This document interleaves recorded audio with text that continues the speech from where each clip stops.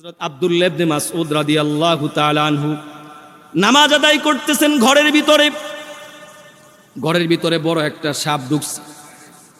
যে সাপ দেখে এলাকার সমস্ত মানুষ ঘরের ভিতরে জমা হয়ে গেছে, জড়ো হয়ে গেছে। মানুষের আনাগোনা হই হুল্লোড়।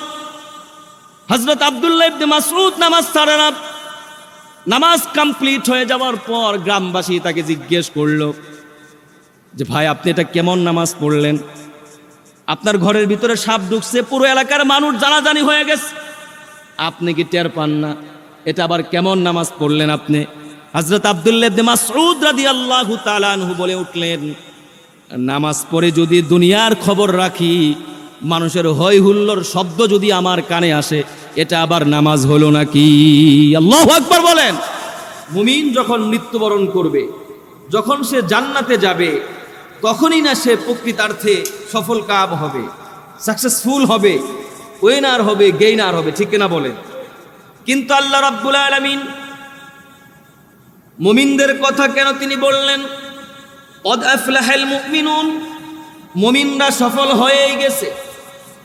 অথচ আমার বন্ধুগণ, গোটা পৃথিবীর আনাসে কানাসে যেখানে আমরা দেখি Iraq, Afghan, Arakan, Bosnia, Chechnya, Gujarat, ফিলিস্তিন, কাশ্মীর, লেবানন সহ সব জায়গায় মুসলমান নির্যাতিত, নিপীড়িত, ইহুদি খ্রিস্টানদের ষড়যন্ত্রে কবলিত, ঠিক কিনা বলেন?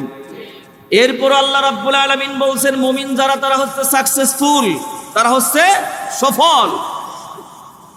আমার ভাইয়েরা, এই দুনিয়ার বুকে কেউ ক্ষমতার মানদণ্ডে সফল, কেউ অর্থের মানদণ্ডে সফল, আবার কেউ কেউ জনপ্রিয়তার মানদণ্ডে সফল, আবার কেউ কেউ মুসলমান ইমানের মানদণ্ডে সফল, ঠিক কিনা বলেন? যারা মুমিন হবে আল্লাহ রাব্বুল আলামিন তাদেরকে সফলের জন্য বলেছেন। কারণ হচ্ছে আল্লাহ পাক বলেন ফামান যুহজিহা আনিন নারি ওয়া উদখিলাল জান্নাতা ফাকাদ ফাজ। আল্লাহ রাব্বুল আলামিন বলেন মুমিন সফল সেদিনই হয়ে যাবে যখন তার কাছ থেকে জাহান্নামকে দূরে সরিয়ে দিয়ে আল্লাহ রাব্বুল আলামিন তাদেরকে চিরস্থায়ী জান্নাত দান করে দিবে। সেদিনই মুমিন সফল কাম হয়ে যাবে আমার বন্ধুগণ। কিন্তু আল্লাহ রাব্বুল আলামিন আগেই কেন বলতেছেন মুমিনরা সফল হয়ে গেছে? এ কথা বলে আল্লাহ পাক পৃথিবীর মানুষদেরকে মেসেজ দিতে চান, মুমিন যে সফল কাম, মুমিন যে জান্নাতে যাবে, এতে বিন্দু মাত্র কোনো কনফিউশন নাই, কোনো সন্দেহ। যে জিনিস নিশ্চিত সত্য, সেটা ঘটার আগে আমরাও কেমন জানি বলে থাকি যে হয়ে গেছে। আপনারা বলুন তো আমাকে, গাছ থেকে যে তাল পড়ে আমরা কি বলি যে ঠাস করে পড়ছে, ঠিক কিনা বলেন? আসলে মুসলমান পড়ার পরে ঠাস করে, ঠিক কিনা বলেন? পড়ার পরে কি করে? ঠাস করে। আমরা কি বলি? ঠাস করে পড়ছে। পড়লে যে ঠাস করবে এটা কনফার্ম, নিশ্চিত, এজন্য আমরা বলি ঠাস করে পড়ছে। ঠিক তেমনি ভাবে ভাইয়ারা আমার, চন্দ্রা স্টেশনে যাবেন, সেখানে যাওয়ার পর দেখবেন অনেক কন্ট্রাক্টর হেল্পাররা ডাকতেছে গুলিস্তান গুলিস্তান, চৌরাস্তা চৌরাস্তা। এটা কি চৌরাস্তা নাকি বলেন? এটা কি গুলিস্তান? এটা তো চন্দ্রা বাস স্ট্যান্ড। বন্ধুগণ আবার, তার মানে হেল্পার বুঝাতে চায় এই গাড়িতে তুমি যদি উঠো, সামনে যদি কোনো বিপদ আপদ না হয়, তাহলে কনফার্ম নিশ্চিত আমরা গুলিস্তান চলে যাব, চৌরাস্তা চলে যাব, ঠিক কিনা বলেন? আমার ভাইয়ারা, আরো বোঝানোর স্বার্থে বলি, আপনারা আজকে গিয়ে জিজ্ঞেস করবেন মা বোনেরা যে রান্না বান্না করে, কি রান্না করেন, জিজ্ঞেস করলে দেখবেন তারা বলবে যে ভাত রান্না করতেছি। আসলে কি তারা ভাত রান্না করে নাকি চাউল রান্না করে? বলেন তো ভাই, জোরে বলেন। চাউল রান্না করে, কনফার্ম যে ভাত হয়েই যাবে। এই জন্য তারাও নিশ্চিত, যেটা সত্য আগে থেকেই বলে ফেলে, ঠিক কিনা বলেন? এটাই হচ্ছে দুনিয়ার নিয়ম। আল্লাহ রাব্বুল আলামিন সেজন্যই বুঝাতে চাইলেন যারা মুমিন হবে, যারা মুমিন হবে, প্রকৃতার্থে মুসলমান যারা হবে, দুনিয়াতেও যদি তারা বাহ্যত দৃষ্টিতে আমরা যদিও দেখি তারা নির্যাতিত, নিপীড়িত, কিন্তু মৃত্যুর সাথে সাথে আল্লাহ রাব্বুল আলামিন তাদেরকে জান্নাত দান করে সফল কাম করে দিবে। আমার ভাইয়ারা, এই জন্য হযরত উমর ফারুক রাদিয়াল্লাহু তাআলা আনহু বলছেন, তোমরা যদি দেখো ক্ষমতার বানদণ্ডে যদি সফল মনে করো, তাহলে ফেরাউনের দিকে তাকাও। ফেরাউনের চেয়ে বড় ক্ষমতাধর কেউ আছে নাকি? জোরাওয়াজে বলেন, কেউ আছে? হযরত উমর আরো বলেন, অর্থের মানদণ্ডে যদি তোমরা মানুষকে সফল মনে করো, কারণের দিকে তাকাও। কারণের চেয়ে মুসলমান বেশি সফল কাম, বেশি টাকা পয়সাওয়ালা কেউ আছে নাকি? বলেন, কেউ নাই। আমার ভাইয়ারা, এই জন্য ওগুলো দেখে মানুষকে সফল ব্যবসায়ী বলি আমরা। টাকা পয়সা বেশি হলেই দুনিয়াতে আসলে মুসলমান সফল হওয়া যায় না। আসল সফল হচ্ছে মুসলমান পরকালে, যখন লোকটা আল্লাহর জান্নাতে যাবে, তখনই মুসলমান লোকটা সফল কাম হবে। ঠিক কিনা বলে? আরে ভাইয়ারা আমার, এই আয়াতখানা, এই সূরাটি আল্লাহ রাব্বুল আলামিন তখন নাজিল করেছেন যখন মক্কার মুসলমানদের উপর জুলুম চলতেছে, নির্যাতনের স্টিম রোলার চলতেছে। হযরত বেলাল রাদিয়াল্লাহু তাআলা আনহুকে রাতের বেলা লোহা সেক দিয়ে তার দেহটাকে জ্বলসে দেওয়া হতো। বন্ধুগণ আমার, সকালবেলা জ্বলসে যাওয়া তার দেহটাকে নিয়ে মক্কার উষ্ণ উত্তপ্ত মরুভূমি দিয়ে টানা হতো।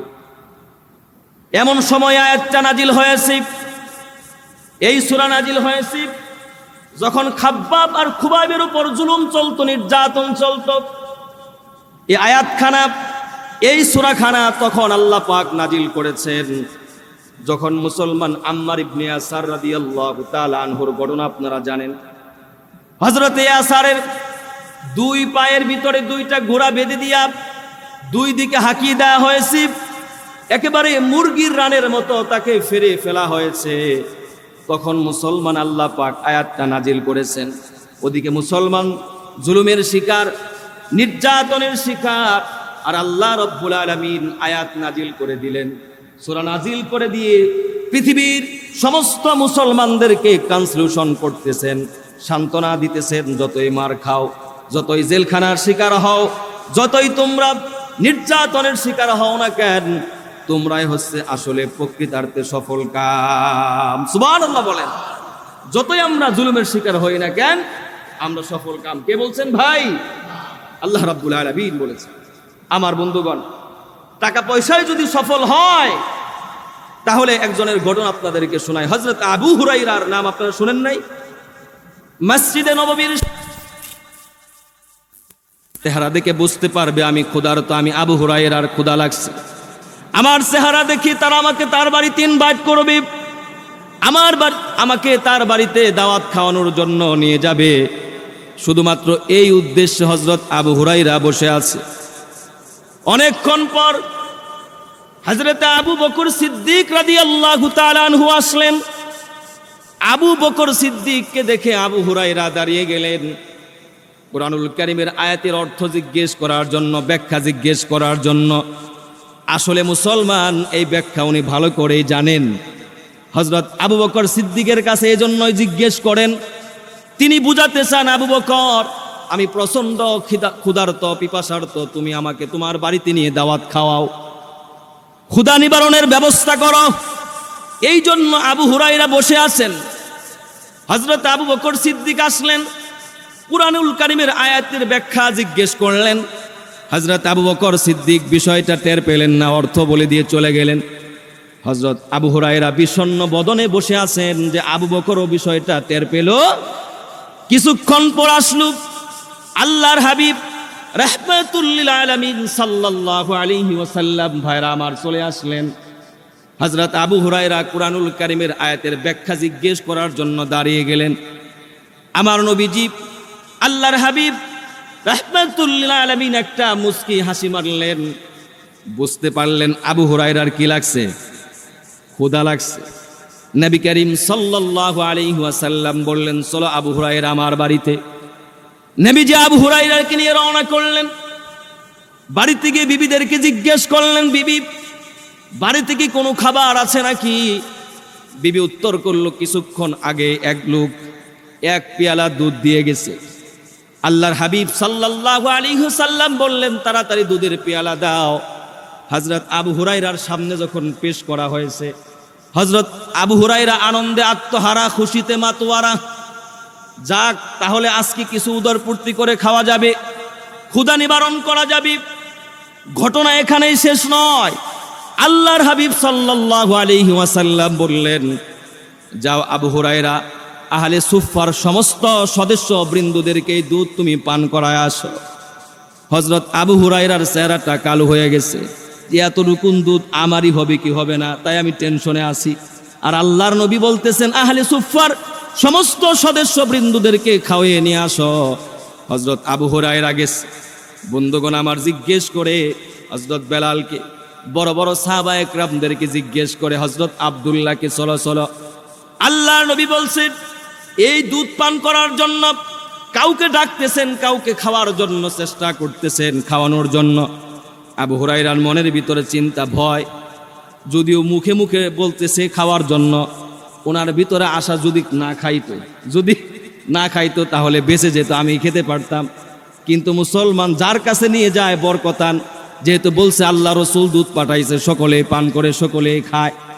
এক পর্যায়ে আহলে সুফফার সমস্ত সদস্য বৃন্দরা মুসলমান দুধ পান করে শেষ করে ফেললো, সকলেই দুধ খেলো, কিন্তু মুসলমান দুধ শেষ হলো না। দুধের পেয়ালা নিয়ে হযরত আবু হুরায়রা আল্লাহর হাবিব সাল্লাল্লাহু আলাইহি সাল্লামের কাছে চলে গেলেন। আল্লাহর হাবিব বললেন, আবু হুরায়রা তুমি আবার দুধ খাও, তুমি দুধ পান করো। হযরত আবু হুরায়রা খেলেন।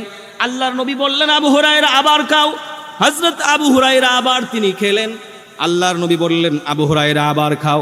হযরত আবু হুরায়রা আবার খেলেন। নবী করিম সাল্লাল্লাহু আলাইহি ওয়াসাল্লাম আবার যখন তিনাকে খেতে বললেন, এক পর্যায়ে হযরত আবু হুরায়রা রাদিয়াল্লাহু তাআলা আনহু, মুসলমান ভাইরা আমার, সে অনীহা প্রকাশ করলেন, বললেন, আমার পক্ষে আর সম্ভব নয়, আল্লাহর কসম আমার উদর পূর্তি হয়ে গেছে, পেট ভরে গেছে, আর 1 ইঞ্চি জায়গা আমার পেটের ভিতরে নাই। সুবহানাল্লাহ বিহামদি।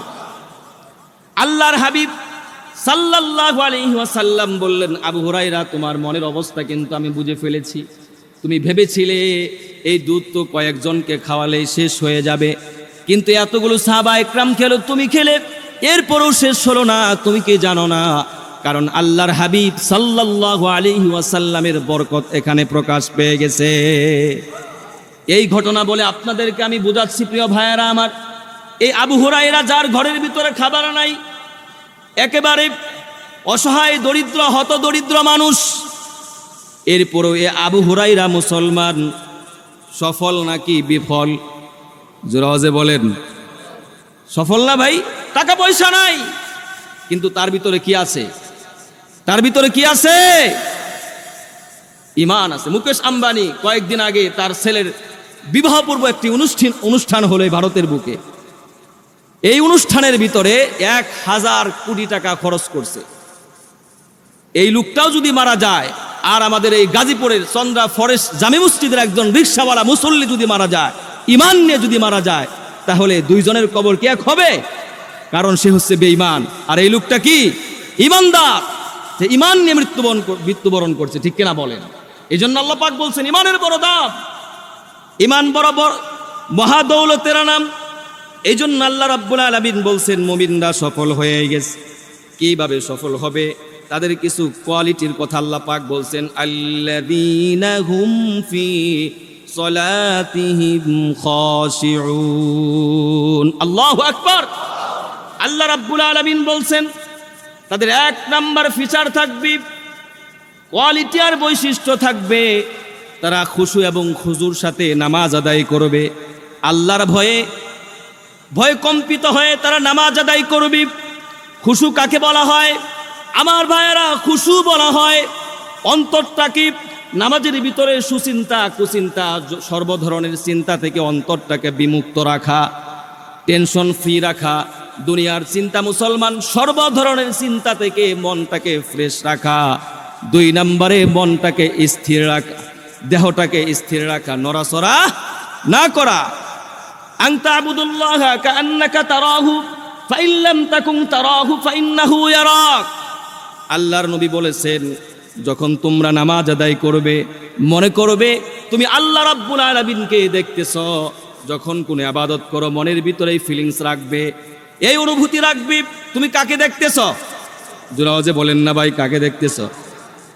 আর এটাও যদি তোমার ভিতরে না আসে, এই ধরনের অনুভূতি যদি জাগ্রত না হয়, অন্তত অ্যাটলিস্ট তুমি এই ধারণা করবে স্বয়ং আল্লাহ রাব্বুল আলামিন তোমাকে দেখতেছে। আমার ভাইয়ারা, আজকে আমরা নামাজ পড়ি, নামাজের ভিতরে আমাদের মন থাকে না, পাগল মন শুধু এদিক ওদিক যায়, ঠিক কিনা বলেন? থাকি আমরা মসজিদের ভিতরে, কিন্তু আমাদের কানটা থাকে মসজিদের বাহিরে। নামাজ পড়ি মসজিদের ভিতরে, আমাদের মনটা থাকে মুসলমান দোকান পাটে, বিভিন্ন বন্ধু বান্ধবদের কাছে, স্ত্রী সন্তানদের কাছে, ঠিক কিনা বলেন ভাইয়েরা আমার? এর কারণ কি? নামাজের ভিতরে কিভাবে আমাদের খুশু আসবে? খুশু কি করে আসবে? এক নম্বরে মুসলমান, নামাজের ভিতরে যদি খুশু আমরা আনতে চাই, তাহলে ওযুর ভিতরে খুশু আনার দরকার আছে না নাই? আজকে নামাজে প্রাণ নাই, নামাজে আমাদের মন নাই, এর একমাত্র কারণ হচ্ছে মুসলমান, আজকে আমাদের ওযুতে প্রাণ নাই, ঠিক কিনা বলেন? ওযু করতেছি, পানি অপচয় করতেছি, ওযু করতেছি, মোবাইলে কথা বলতেছি, বন্ধু বান্ধবদের সাথে গল্প করতেছি, ওযুর সুন্নত আদায় করি না, ওযুর শুরুতে আমরা বিসমিল্লাহ পাঠ করি না। এই জন্যই তো মুসলমান নামাজের ভিতরে আমাদের মন টিকে থাকে না, ঠিক কিনা বলেন? হযরত আলী যখন ওযু করতেন, ওয়াকাদ তাতালাওয়ানু ওয়াজহুহু, হযরত আলী কাররামাল্লাহু ওয়াজহার চেহারাটা লাল হয়ে যেত। সাহাবায়ে কেরাম জিজ্ঞেস করতেন, ভাই আলী, যখন আপনি ওযু করেন আপনার চেহারায় আবার এরকম রক্তিম বর্ণ কেন হয়ে যায়, লাল বর্ণ কেন হয়ে যায়?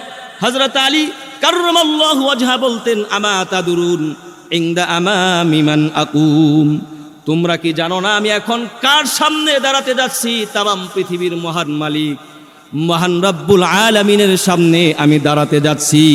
সুবহানাল্লাহ বলেন।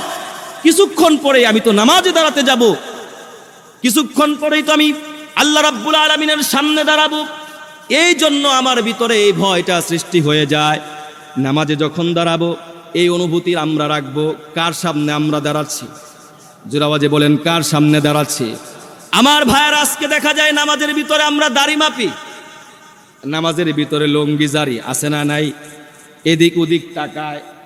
বন্ধুগণ আমার, নামাজের ভিতরে অনেক মানুষ আপনারা দেখবেন ফোনের মোবাইলে কথা বলে আছে না নাই, বুতাম লাগায়, একবার লাগায় আর একবার খোলায়। এরকম খবর আমার কাছে আছে। নামাজ আদায় করতেছে, নামাজের ভিতরে ফোন আসছে, ফোন রিসিভ করে কথা বলতেছে, আরে একটু পরে কথা বলি, নামাজে দাঁড়াইছে। সুবহানাল্লাহ বলেন, সুবহানাল্লাহ। এরকম লোক আছে না নাই? আমার ভাইয়ারা, এগুলো করা যাবে না। নামাজের ভিতরে যদি কনসেন্ট্রেশন বাড়াতে চাই, তাহলে ভাইয়ারা আমার একাগ্রতার সাথে আমাদের কিন্তু আর্লি নামাজ আদায় করতে হবে, ঠিক কিনা বলেন ভাইয়ারা আমার? এক নম্বরে এই অনুভূতি রাখবো, কার সামনে দাঁড়িয়েছি? আল্লাহ রাব্বুল আলামিনের সামনে আমি দাঁড়িয়েছি। যারা প্যারেড করে, প্যারেডে যারা অংশগ্রহণ করে, তখন দেখবেন অফিসারের সামনে তারা কিন্তু নড়েও না, এদিকেও যায় না, ওদিকেও যায় না, ঠিক কিনা? কারণ সে জানে যে এখন নড়াচড়া করা যাবে। দুনিয়াতে একটু প্যারেড করলে যদি এরকম অবস্থা তার ভিতরে সৃষ্টি হয়ে যায়, তাহলে তামাম পৃথিবীর মহান মালিক মহান রাব্বুল আলামিনের সামনে আমি নামাজে দাঁড়িয়ে যাই, আমার ভিতরে কেন এই ভয় আসবে না? কেন আমি নড়াচড়া করবো? প্রিয় ভাইরা আমার বন্ধুগণ, এরপরে নামাজ যখন আমরা পড়ব, এই অনুভূতি আমরা ভিতরে রাখবো, এটাই হচ্ছে আমার জীবনের শেষ নামাজ। এটাই কি ভাই? এটাই হচ্ছে আমার জীবনের শেষ নামাজ। সামনে পুলসিরাত, পিছনে মালাকুল মাউত, ডানে জান্নাত, বামে জাহান্নাম। এই ফিলিংস নিয়ে যদি আমরা নামাজ আদায় করি, আমাদের নামাজটাকে সুন্দর করে দিবেন কে? আমার বন্ধুগণ, শুধু তাই নয়, নামাজের ভিতরে আমরা যদি মনোযোগ বৃদ্ধি করতে চাই, তাহলে আমাদের কোরআনুল কারীম বিশুদ্ধভাবে পড়ার দরকার আছে না নাই? সূরাতুল ফাতিহার ভিতরে মারাত্মক 3টা ভুল আমরা প্রায় মুসল্লিরাই করে থাকি। এক নম্বরে মুসলমান যেই ভুলটা আমরা করে থাকি, সূরাতুল ফাতিহার প্রথম আয়াতের প্রথমাংশে আমরা ভুল করে থাকি, আলহামদুলিল্লাহি রব্বিল আলামিন। এই যে আলহামদু, এটা গলার ভিতর থেকে আসবে, মাখরাজ অনুযায়ী উচ্চারিত হবে। আমরা যদি এটা বলি আলহামদু, নরমালি যদি উচ্চারণ করি, আসলে প্রকৃতার্থে আলহামদু এর সঠিক অর্থ হবে বড় হা দিয়ে যদি আমরা উচ্চারণ করি, তাহলে এর অর্থ দ্বারায় যাবতীয় প্রশংসা কার জন্য? আর যদি এটি না করি তাহলে এর অর্থ দ্বারায় যাবতীয় দুর্বলতা আল্লাহ তাআলার জন্য। নাউজুবিল্লাহ পড়লেন না? যদি আমরা নর্মালভাবে বলি, মাখরাজ অনুযায়ী যদি না বলি, যদি বলি আলহামদু, তাহলে এর অর্থ হয় যাবতীয় দুর্বলতা আল্লাহ তাআলার জন্য। এই নামাজ তো আমাদেরকে অভিশাপ দিচ্ছে ভাই। নামাজ কি করে আমাদেরকে, আমাদের চরিত্রকে সুন্দর করবে, ঠিক কিনা বলেন? আমার বন্ধুগণ, এই জন্য এরপর আল্লাহ রাব্বুল আলামিন এই যে সূরাতুল ফাতিহা দিয়েছেন, এই ফাতিহার ভিতর আরেকটা মারাত্মক ধরনের ভুল আমরা প্রায় মানুষ করে থাকি। আলামিনের ভিতরে এই আইনের উচ্চারণটা গলার ভিতর থেকে আসবে, মাখরাজ অনুযায়ী উচ্চারণ হবে। আমরা অনেকেই হামজা দিয়ে উচ্চারণ করি, বলি আলামিন, ঠিক কিনা বলেন? এর অর্থ হচ্ছে রব্বিল আলামিন। সঠিকভাবে যদি আপনি উচ্চারণ করেন, এর অর্থ দাঁড়াবে বিশ্ব জগতের প্রতিপালক। আর যদি মুসলমান আইন উচ্চারণ না করে হামজা যদি আপনি উচ্চারণ করেন, তাহলে এর অর্থ হবে মুসলমান দুঃখ কষ্টের প্রতিপালক। নাউজুবিল্লাহ পড়লেন? দুঃখ কষ্টের প্রতিপালক। এই নামাজ কিভাবে আমাদের চরিত্রটাকে সুন্দর করবে? এরপরে যে ভুলটি আমরা করে থাকি, আর রহমানির রহিম, এখানে যে হাটা আছে, হাটাও গলার ভিতর থেকে উচ্চারণ হবে। নর্মালভাবে যদি আমরা উচ্চারণ করি, এর অর্থ হচ্ছে এমন দুর্বল যার কোনো তুলনা হয় না। বিশুদ্ধ অর্থ এটা যদি হা ভিতর থেকে যদি উচ্চারণ করে আমরা পড়ি, এর অর্থ দাঁড়ায় যিনি পরম করুণাময় দয়ালু, যার কোনো তুলনা হয় না। আর যদি এটা হাটা নর্মালভাবে উচ্চারণ করি, তাহলে এর অর্থ দাঁড়ায় যে এমন দুর্বল যার কোনো তুলনা হয় না। লক্ষ্য রাখবো তো ইনশাল্লাহ ভাই?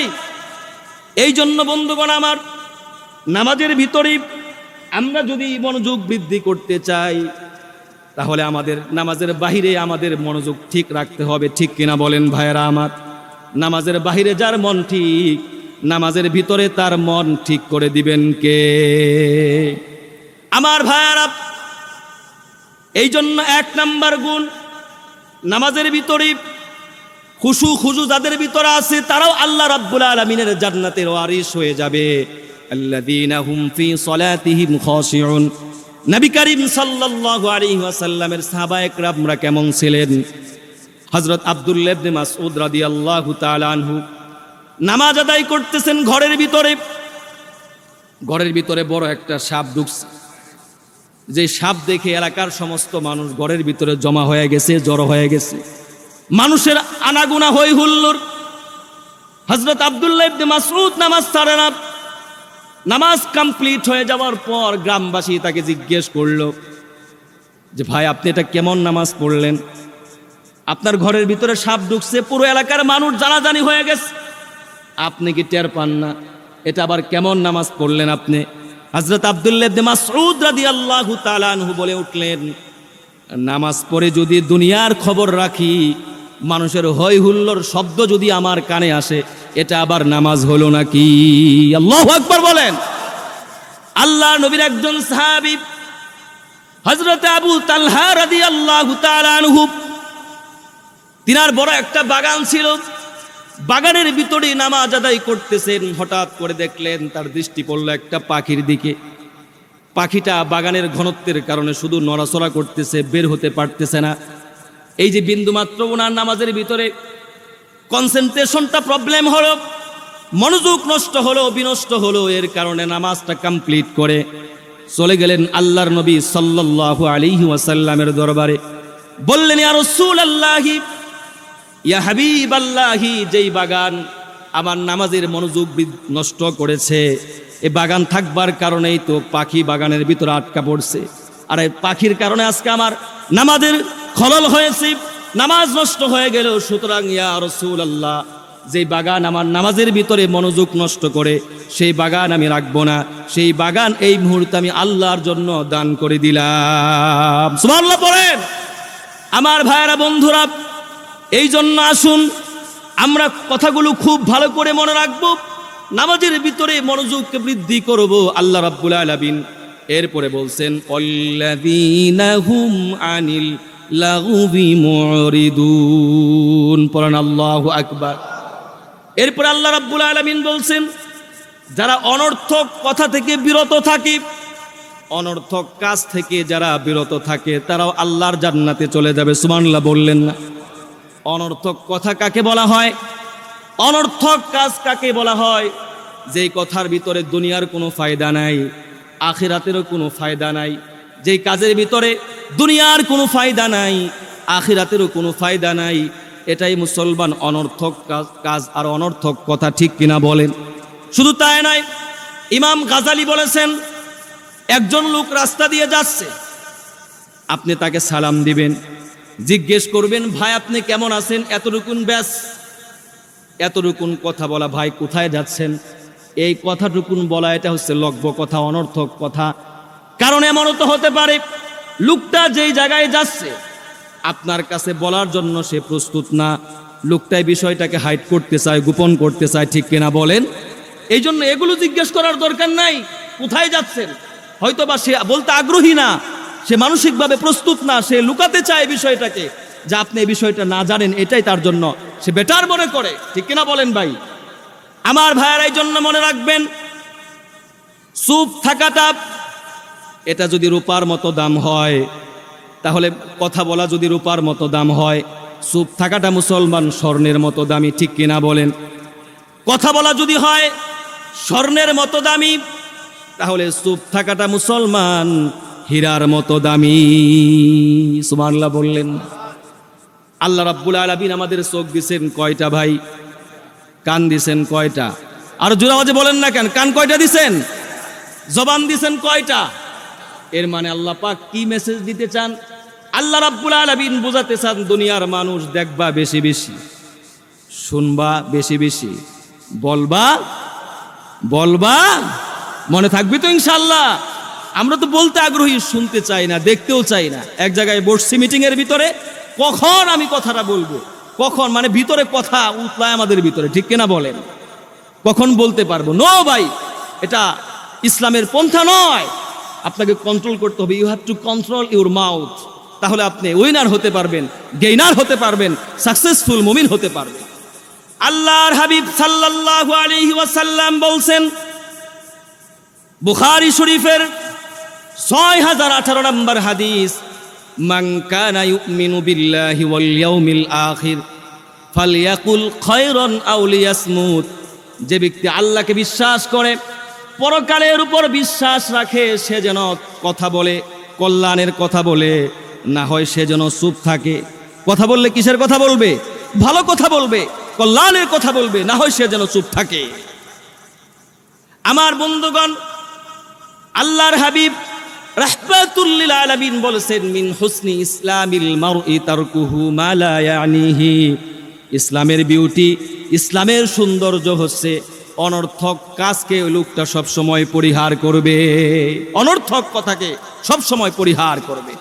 এই জন্য কন্ট্রোল করতে হবে জবানকে। প্রিয় ভাইয়েরা আমার, যখন আমরা কথা বলি, ওই সময় আপনি যে অফিসে চাকরি করেন, ওই অফিসের বসের বিরুদ্ধে যদি আপনি কথা বলেন, এই সময় যদি আপনি জানতে পারেন কথাটা রেকর্ড হচ্ছে, বসের বিরুদ্ধে আমরা কথা বলবো নাকি? জোরে বলেন। অনেক সময় আমরা মোবাইলে কথা বলি, সরকার বিরোধী কথা আমরা বলতে চাই না, বলি না না মামলা হতে পারে, শাস্তি হতে পারে। দুনিয়ার একজন সাধারণ প্রধানমন্ত্রীর মুসলমান যদি ভয় এই পরিমাণ থাকে যে আমার বিরুদ্ধে মামলা হতে পারে, সরকার বিরোধী মামলা হতে পারে, তাহলে তামাম পৃথিবীর মহান মালিক মহান রব্বুল আলামিন কুরআনুল কারীমের ভিতরে বলছেন, মা ইয়ালফিযু মিন কাউলিন ইল্লা লাদাইহি রাকীবুন আতীদ। আল্লাহ রাব্বুল আলামিন বলছেন, বান্দা যে শব্দ তোমরা উচ্চারণ করো সব কিছু কিন্তু ফেরেশতারা নোট করতেছে, ফেরেশতারা লিখতেছে। দেখতেছেন কে ভাই? জোরে বলেন, কে দেখতেছেন ভাই? আমার বন্ধুগণ, এই জন্য কথা বলে যাবে না। অনেক মানুষ আছে আন্দাজালি, আছে না নাই? হাদিস শরীফের ভিতর আসছে, বুখারী শরীফ 1477 নম্বর হাদিস, ইন্নাল্লাহা কারিহা লাকুম সালাসান কিলা ওয়া ক্বালা ওয়া ইদাআতাল মাল ওয়া কাসরাতাস সুআল।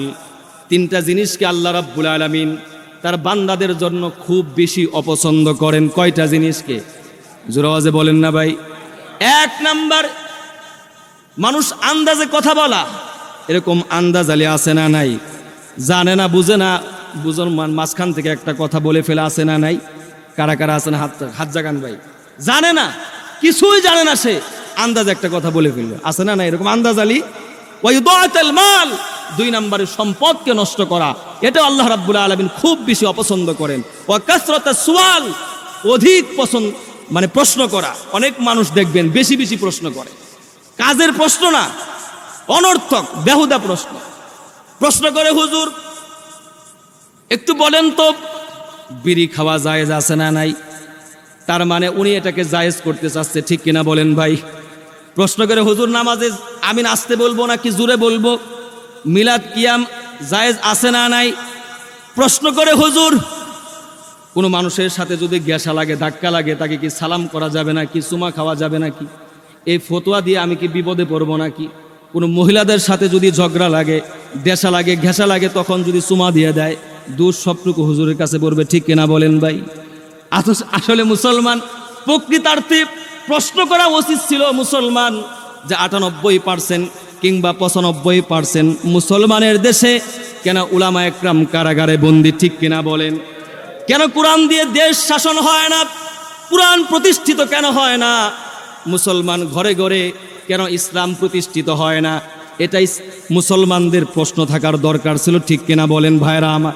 এগুলো প্রশ্ন নয়, অনর্থক প্রশ্ন, প্রিয় ভাইরা আমার। এই জন্য কন্ট্রোল করতে হবে। হাদিস আসছে, এই হাদিসটা আসছে আবু দাউদ শরীফের 4800 নম্বর হাদিস, আনা যাইবুন বিবাইতিন ফি রাবাদিল জান্নাহ লিমান তারাকাল মিরাআ ওয়া ইন কানা মুহিক্কান। কোন মানুষ যদি অনর্থক কথা কি ঝগড়াকে পরিহার করে, তার কাছে পর্যাপ্ত ডকুমেন্টস আর এভিডেন্স থাকা সত্ত্বেও শুধু মাত্র কাকে খুশি করার জন্য চুপ থাকলো, আল্লাহকে খুশি করার জন্য কেউ যদি চুপ থাকে, আল্লাহর হাবিব বলছেন জান্নাতের বেষ্টনীর ভিতরে তার জন্য আমি নবীজি একটা বাড়ি করে দেওয়ার জন্য জামিন হয়ে যাব। এখন যদি আমাদেরকে বলা হতো 1 সপ্তাহ কোনো কথা বলা যাবে না, ঝগড়া করা যাবে না, যদি কথা না বলো, জবান যদি কন্ট্রোল করতে পারো, তাহলে তোমাকে ঢাকা শহরে 10 তলা একটা বাড়ি দেওয়া হবে, আমরা কথা বলতাম। জোরাওজে বলে একটু মিলান তো ভাই। যতই আমাকে গালমন্দ করা হোক, যতই অপমান করা হোক, বকাঝকা করা হোক, শুনেও না শোনার বান করতাম আর বলতাম, ঠিক কিনা বলেন? আর গনতাম মাত্র 1 সপ্তাহ। মাত্র কয় সপ্তাহ? আর জোরাওজে বলেন না কয় সপ্তাহ? 1 সপ্তাহ যাক, এরপরে বুঝাবো 10 তলা বিল্ডিং এর জন্য মুসলমান সব কিছু সহ্য করতে আমরা প্রস্তুত আছি না নাই? মাত্র 1 সপ্তাহ কোনো জবাব দিব না, ঠিক কিনা বলেন? কিন্তু আল্লাহর নবী বলছেন, কোন মানুষ যদি 60-70 বছরের জীবনটাকে, তার জবানটাকে কন্ট্রোল করতে পারে অনর্থক কথা থেকে, আমি নবীজি জান্নাতের ভিতরে তার জন্য 10 তলা নয়, 20 তলা নয়, 100 তলা একটা বিল্ডিং এর ব্যবস্থা করে দিব। আমার ভাইয়ারা, এই জন্য জবানটাকে কন্ট্রোল আমরা পুরুষরা যতটুকু করতে পারি, মহিলারা কিন্তু ততটা পারে। গবেষণায় আসছে, বিজ্ঞান বলেছে, একজন পুরুষ দৈনিক যে কথা বলে 2000 শব্দ প্রয়োগ করে, কত হাজার ভাই? জোরাওজে বলেন না। আর একজন মহিলা 5000 শব্দ প্রয়োগ করে, তাহলে মহিলারা কম কথা বলে। জোরাওজে বলেন, কম কথা বলে নাকি বেশি কথা বলে? এর কারণ কি?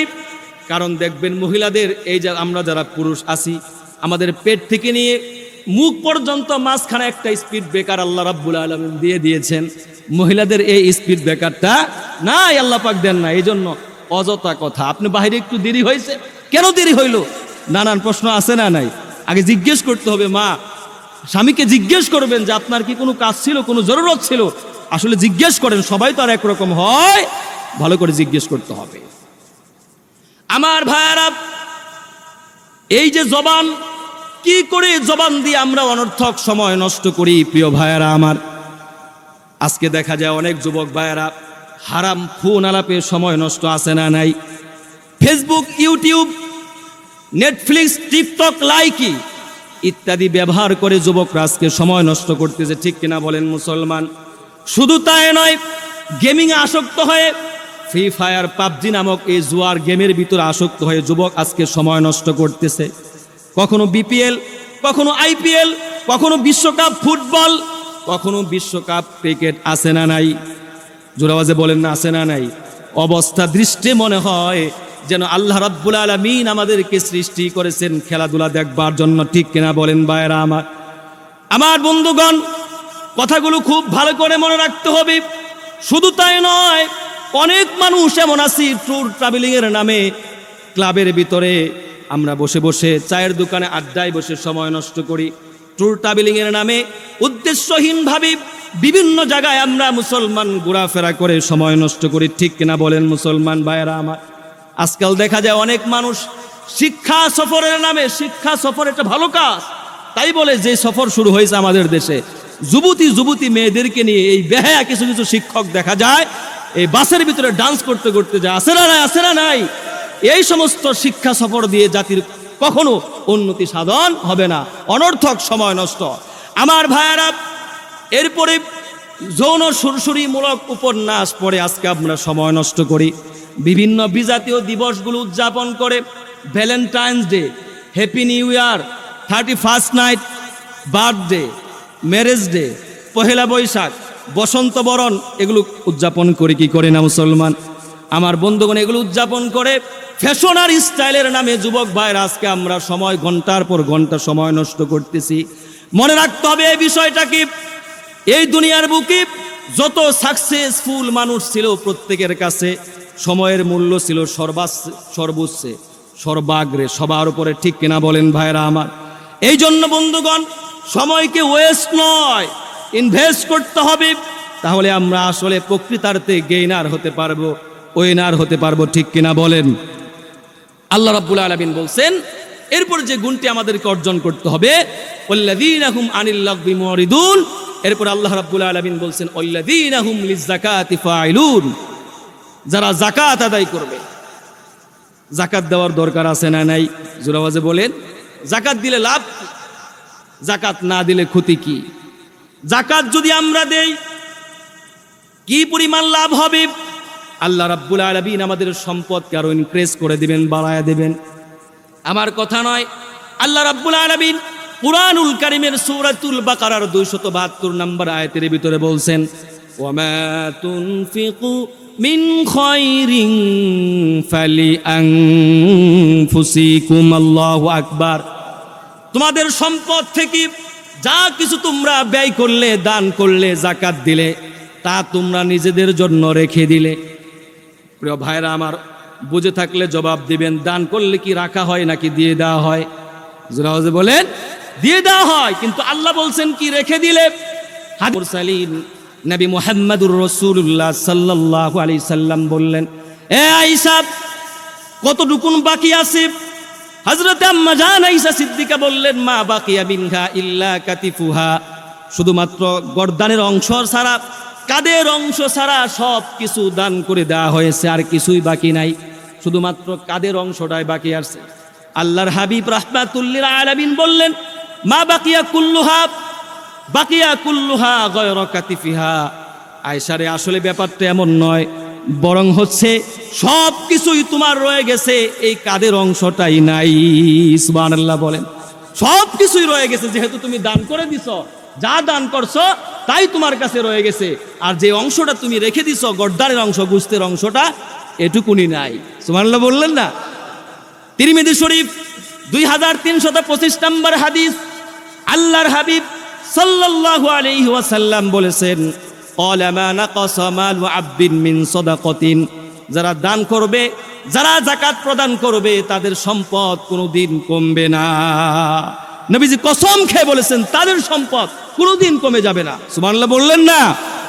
আমার বন্ধুগণ, এই জন্য আল্লাহর রাস্তায় যদি যাকাত দেওয়া থেকে আমরা হাতকে গুটিয়ে ফেলি, আল্লাহর নবী বলছেন, মান আদ্দা যাকাতান মালিহি ফাকাদ যাহাবা আনহু শাররুহু, যে ব্যক্তি যাকাত আদায় করবে না, যে ব্যক্তি মান আদ্দা যাকাতান মালিহি, যে ব্যক্তি যাকাত আদায় করবে, তার সম্পদ কোনোদিন চুরি হবে না, ডাকাতি হবে না, আগুনে জ্বলবে না, পুড়বে না, আল্লাহ রাসূল বলে দিয়েছেন। নবীজি আরো বলেন, হাসিনু আমওয়ালাকুম বিযাকাত, যাকাতের মাধ্যমে তোমরা তোমাদের সম্পদের চতুর্দিক দিয়ে বেষ্টনী দাও, দেয়াল তুলে দাও। সুবহানাল্লাহ বলেন। যাকাত দিলে আপনার সম্পদের চতুর্দিক দিয়ে দেয়াল উঠে যায়। এই সম্পদ চুরি হয় না, ডাকাতি হয় না, ছিনতাই হয় না, আগুনে পড়ে যায় না। সুবহানাল্লাহ বললেন না? আমার বন্ধুগণ, কোন মানুষ যদি যাকাত আদায় না করে, আল্লাহর হাবিব সাল্লাল্লাহু আলাইহি ওয়াসাল্লাম বলেছেন, মান আতাহুল্লাহু মালান ফালাম ইউআদ্দি যাকাতাহু মুসিলা লাহু ইয়াউমাল কিয়ামা। কিয়ামতের দিন বিশাল বড় একটা সাপ, তার যে ধন সম্পদগুলো আছে এগুলো একটা সাপ হবে, ট্রাকওয়ালা সাপ হবে, মাথা থেকে নিয়ে পা পর্যন্ত এই সাপটা তাকে পেছাবে আর দংশন করতে থাকবে আর বলতে থাকবে, আনা মালুক ও আনা কানজুক, আমি হলাম তোমার স্বর্ণ মুদ্রা, আমি হলাম তোমার ব্যাংক ব্যালেন্স, আমি হলাম তোমার টাকা পয়সা। কেন তুমি যাকাত আদায় করো নাই? এই জন্য যাকাত দেওয়ার দরকার আছে না নাই? জোরে বলেন, আছে না নাই? আল্লাহ রাব্বুল আলামিন যাকাত দেওয়ার মানসিকতা আল্লাহ পাক আমাদের ভিতরে তৈরি করে দেন। সুবহানাল্লাহ বলেন। আমার ভাইয়েরা, আমরা যদি যাকাত আদায় করি, সমাজ থেকে অভাবকে দূর করে দেবেন কে? এরপরে মুসলমান সমাজের ভিতরে, দেশের ভিতরে একটা অর্থনৈতিক ভারসাম্য সৃষ্টি করে দেবেন কে? যাকাত দাতার সম্পদ কি মুসলমান ভাইরা আমার পবিত্র করে দেবেন কে? যে ব্যক্তি যাকাত আদায় করবে তার সম্পদকে আরো বৃদ্ধি করে দেবেন কে? সম্পদের প্রতি লোভ লালসা থেকে তার অন্তরটাকে আল্লাহ রাব্বুল আলামিন ক্লিন করে দেন, ফ্রেশ করে দেন। যে ব্যক্তি আল্লাহর রাস্তায় যাকাত প্রদান করে, ঠিক কিনা বলেন? যাকাত আদায় করলে পরে মানুষ তাকে ভালোবাসে, মহাব্বত করে, তার জন্য দোয়া করতে থাকে। যাকাত দাতার মনটা সব সময় ফ্রেশ থাকে। ধীরে ধীরে মুসলমান তার আরো বেশি উন্নতি হতে থাকে, ঠিক কিনা বলেন ভাই? দান করার মানসিকতা তার ভিতরে তৈরি হয়ে যায়। আল্লাহ রাব্বুল আলামিন কেন এই যাকাতের বিধান দিয়েছেন? কুরআনুল কারীম আল্লাহ পাক বলেন, কাইলা ইয়াকুনা দুলাতাম বাইনাল আগনিয়াই মিনকুম। আল্লাহ পাক এটা কখনো তিনি পছন্দ করেন না। একজন 10 তলায় থাকবে আর একজন গাছতলায় থাকবে। একজন মুসলমান ভাইয়েরা আমার সুখে থাকবে আর একজন দুঃখে থাকবে। আল্লাহ রব্বুল আলামিন এটা কখনো তিনি চয়েস করেন না, পছন্দ করেন না।